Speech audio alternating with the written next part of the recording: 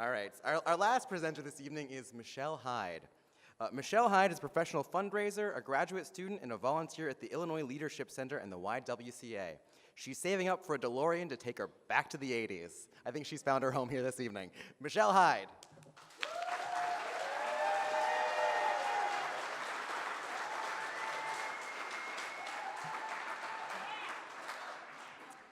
So I was once asked in a corporate sort of icebreaker thing, if a movie were to be made about your life, what would it be called? While most people would toil and struggle with a random question of this nature, my answer came swiftly and clearly. It would be a musical on the Lifetime television network, and it would be called I Want to Dance, the true story of Michelle Hyde, as told through the songs of Whitney Houston. Specific, yes, but no other musical artist so closely has paralleled my life experiences. Though this has the making of a horrible 80s Lifetime movie, just stick with me here. Miss Houston released her first album on Valentine's Day of 1985. While I may not have procured that tape on the exact day, it was not long before her debut album was rockin' my 5-year-old world. A little bit of a diva, and Whitney's jams only encouraged this. As you could see, I was a bit of an inside kid, and in this shot, I was mad that my mom made me play outside because the chorus line was on TV. Her upbeat tunes were the inspiration for countless sing-alongs and dance routines. You see, my friends, I wanted to be Whitney. I wanted her style, I wanted her talent, I wanted her bangs. And in elementary school, I had the confidence needed to set the world on fire, just like she had. But then junior high arrived. The narrative changed a little bit. Junior high is a rough time for us all. I hail from a town of 750 people, and in a town of this size, extracurricular activities are somewhat limited. And in 1993, there was only one way to be involved in outside of the classroom activities. Way with sports. To say that this was an unfortunate set of circumstances would be an understatement. I was not what you would call an athlete in the traditional sense, or really in any sense.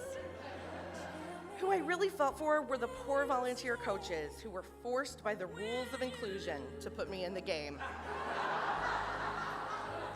My very kind lesbian softball coach cheered me on despite my clear lack of athletic prowess.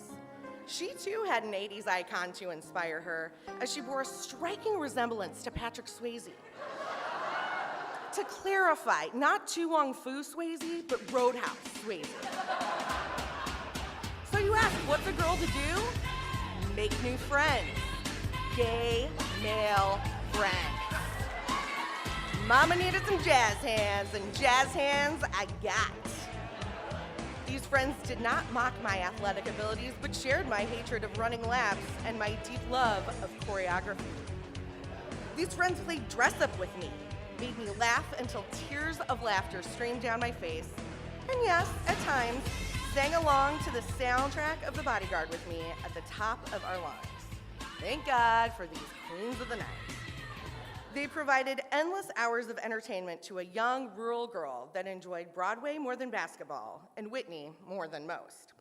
Many an evening was spent huddled around a CD player or VCR as we dreamed about what would come next for us. These friendships, however wonderful, did create some confusion. I was spending a great amount of time with these guys and being my fabulous self, but was getting nowhere. There was no romance to be found. As Whitney sang about love, I wondered why none of these BFFs were falling for me, like in the songs that she sang. How will I know if he really loves me?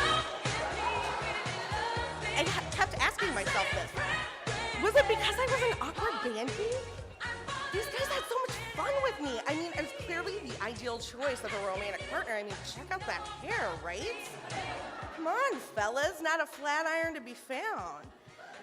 And yet, none of these men were clamoring to be my prom date or sweep me in their arms a la Kevin Costner. Was I maybe not as great of a dancer as I thought? I was no Miss Houston, but there was certainly no lack of enthusiasm. Did I need to work harder on my moves? Finally got a clue when my high school prophecy said that my future included opening a gay bar to meet men. Ouch! Damn! But then, just when things seemed destitute, I went to college. College was amazing. I met the most wonderful group of friends and learned about something new, girl power. Guys, I was every woman. How great! In college and beyond, I have met wonderful women who have inspired and challenged me and made me consider the world in new and different ways. We've gone on adventures and shared stories and have thought up surly secret nicknames for a lot of people. Sorry, Dog Collar Joe. My girlfriends are the most fantastic group of women alive. Luckily, this community has only fortified my base. I'm lucky enough to come from a family of strong, hilarious women who eventually taught me, with some help from Whitney, that no matter how many layups I missed or how many gay men rebuked my advances, we're all in this together. Whitney reminded me that we all go through tough times. Eventually, I even had a few Bobby Browns of my own. But don't worry, I'm not gonna go all waiting to exhale on you. We have all had pain and struggle. Though somewhat trite, it's important to me that I bring this Lifetime movie home like a soaring Whitney ballad. Through the tough times in life, we can look towards inspiration. We have friendship and love and family and girl power to get us through dark days. We have music and laughter and fun, but most importantly, we have each other.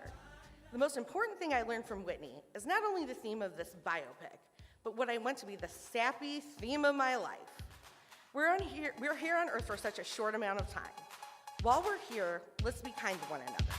Let's spend time with people who bring out the best of us. And for the sweet, sweet love Whitney Houston, let's dance with somebody.